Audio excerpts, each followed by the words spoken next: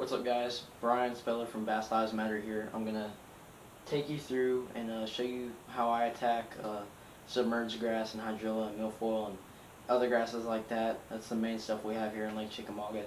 So yeah, pretty much what happens is grass grows on the bottom. It grows in like sandy or soily areas, places where there's good pH and good water clarity. And so pretty much what that creates is grass, just like outdoor grass or any plant outside, needs sunlight, photosynthesis in order to grow. And so the water clarity allows more sunlight to get down to the plant, and it grows to the surface, and it'll typically grow in a couple strands towards the later into the years, and a lot of times it doesn't grow as good in the wintertime here because the water's really, typically usually stained here in the wintertime.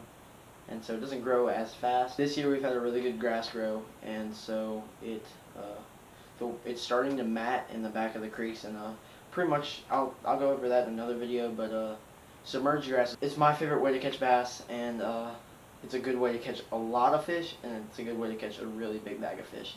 So my first bait, like my go-to anytime I got submerged grass, it's a jig. I'm fishing submerged hydrilla, and I'll kind of show you guys on a map too, and some pictures of where you can look for that and where it'll typically grow. It usually grows on flats near moving water, because it brings fresh, clean water to them, and it keeps clean and clear water near when there's current. So this is just a jig. This is a flipping jig. I throw this when the grass is really, really low to the ground. I don't like throwing this near strands of grass because just the way this line tie works. This is just a flipping jig from LA Jigs, and anything with a vertical line tie really is what you want. That one works really good for some reason. I think it's because it's internal in the head. Good tactic I use. This actually caught my biggest fish doing this so far this year. This is just, I got this rigged on 20-pound Sunline Sniper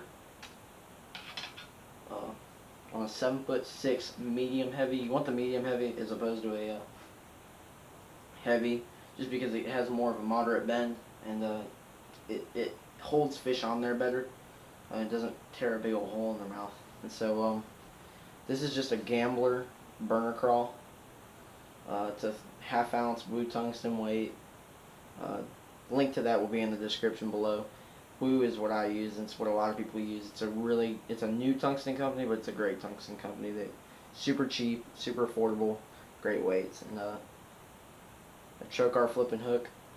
This is a 5/0 monster flipping hook, TK135 I believe, and not the normal one. You can use the normal one and it'll work, but I just found it bends a little bit more, and this one doesn't really like to. It's a lot heavier gauge wire, and so it doesn't bend as easily. It's going to start matting here in July.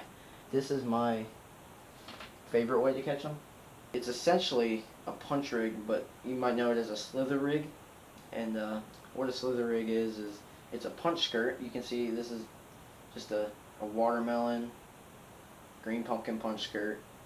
50-pound braid. I like the Daiwa Samurai braid is what I use, and it's really quiet, which here on Lake Chickamauga there's so much pressure. I think that gets me more bites. I'm not sure. Might just be me, but I use that punch skirt. That's a 3/4 ounce green pumpkin blue tungsten weight. Bobber stop, of course. You gotta have a bobber stop. And this is a different flipping hook. This is the TK. I forgot the number, but it's the big nasty flipping hook, and it's got, you can see that real hard bend right there. And what that creates is a slimmer profile, but still bite on the hook. There's still a lot, enough bite for the hook to go in, and I don't really lose fish on this hook. I don't think I can remember a time ever that I've lost a fish on that hook, and it gets them, and you don't have to set the hook hard at all with it. 7'11" rod, extra heavy power. This is I'm not brand specific or anything, but this is just it's a 7'11". I had micro guides put on it because it pitches better with micro guides, and it's a little bit more sensitive. And once again, that Gambler burner crawl. This is a new color that they're coming out with, or they came out with. It's the green pumpkin chrome tip, and these fish here are eating shad right now. Really, color doesn't matter that much. Just go with the green pumpkin. It always works. Or black and blue. The water's a little bit dingier. What you got? And that hook is snelled too, by the way. But that burner crawl, it's just got a slim profile, and it gets down in the grass, and it still has a lot of action. post-spawn fish, they want that action, really, is what they're keying in on. Those are my 3 favorite baits to throw in the grass. Some other good options would be like a half or 3/4 ounce trap, and you fish it. I don't know if you guys have ever seen a hair jig or the way they fish a hair jig, but you rip it and you just let it sit in the grass, you let it sink, and you reel as fast as you can and lift it up. And you let it sink back, get it caught up in the grass, and rip it out again. Just the same thing that we do here in the wintertime to catch most of the big fish on this lake, besides an A-rig, is ripping a trap. And that's essentially what it is. Just throw a shad color or a chrome shad color. Works good. A bluegill color also works really well because fish always eat bluegill. And so, yeah, that's pretty much the ways I attack grass on Lake Chickamauga and any Tennessee River lake. Also, if you like this shirt I'm wearing, check out the description. 5x3 Nation. Got some great deals going on right now. Some awesome apparel. Great sun shirts. This is the swim bait sun shirt. Can't say enough good things about that company. I love the guys there. And so yeah, thank you guys so much for watching. This is how to attack submerged grass.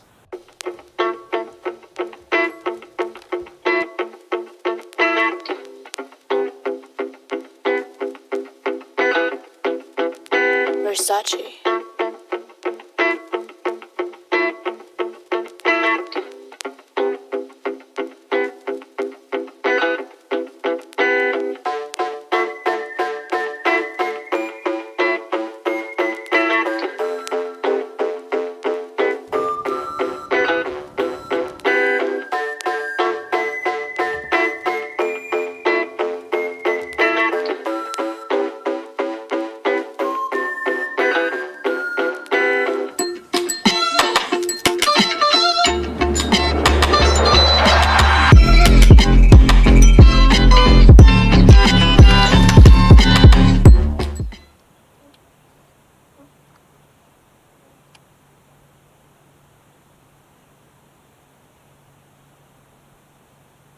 All I'm doing is letting it fall in a semi-slide form.